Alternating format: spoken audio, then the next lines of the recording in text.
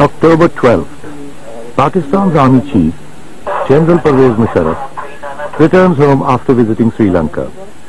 All seemed in order. Rajita, Pakistan 805.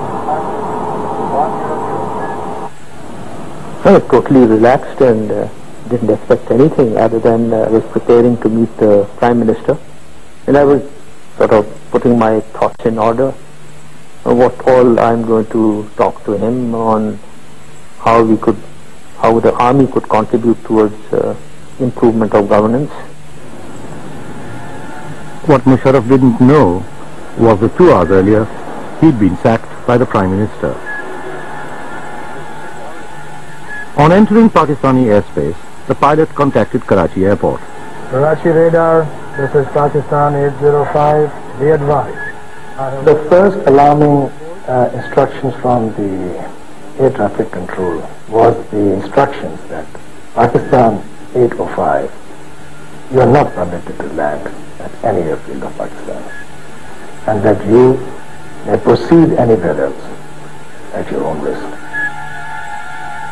At this moment, I realized that something very drastic must have happened. That it has to be because of the Chief of the Army Staff. I decide that this information has to be conveyed to him. My principal staff officer, he came and told me that the pilot is inviting me into the cockpit. And when I went there, he said we've been refused landing at Karachi, and we've been told not to land anywhere in Pakistan. That is where I knew that something has gone wrong. Yes, but troops loyal to Musharraf had seized the TV station by 6:30 p.m. and stopped the broadcast of his sacking. The impression that the government was taking any action against Dini Madaris. The media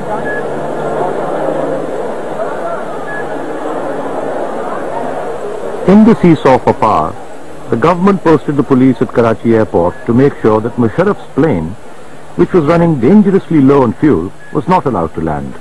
So the plane with 180 civilians was diverted south. The amount of fuel which we had at this moment of time did not leave us much options.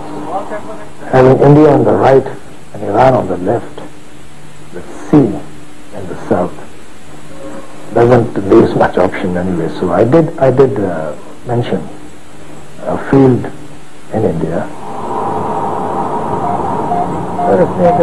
I was worried that we are not being allowed to land in Pakistan, and never has this kind of a thing ever occurred.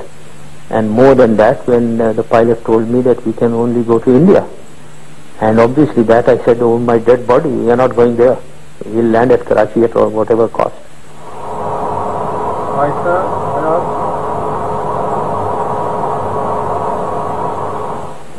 Meanwhile, army troops had rushed to Karachi airport and taken control.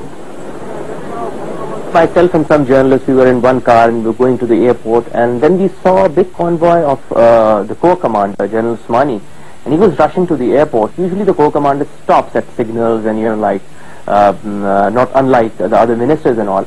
And this time the convoy was unusually big, and he seems to be in a rush. And then we realized that, yes, they are in a panic. The soldiers there were tense, the people who were standing there were tense, because the news had spread that Nawaz Sharif has sacked the army chief. The people were in a mood that the army is not willing to accept it. Wireless communication was established between Musharraf and a senior army officer via Karachi's control tower. For the first time I took the mic and asked where the Corps Commander is, General Usmani. But then Iftikhar again spoke, and he said, this is General Iftikhar, and I request you to come back, everything is all right. I asked him what has happened, and he told me that I was dismissed at 5 o'clock, and the army acted, and everything now is all right at Karachi, Rawalpindi and Lahore. So the plane turned back and landed at Karachi airport, but confusion persisted on the ground. We were like guessing from some kind of symbols, like General Musharraf's car was there, and he has this 4-star plate, and with the Chief of Army Staff's flag there. And after like 10 minutes, this guy came out, probably a sergeant, army sergeant, and he took off the flag and put a cover on the plate. And we then thought that, he has sort of given up, and he has, accepted that Nawaz Sharif has sacked him. And then after about 10-15 minutes, a colonel or probably a colonel or a major came out of the airport, came out of the terminal in a rush, and he told the sergeant something, and the sergeant very proudly, opened the trunk and take out the flag again, and he put the flag again, and then we said, no, he actually has taken over. When I heard that Musharraf had seized power, I knew the West would perceive this as the demise of democracy in Pakistan. When the people heard the news, they were stunned at the lengths to which Nawaz Sharif was prepared to go, risking the lives of 180 passengers to stop Musharraf.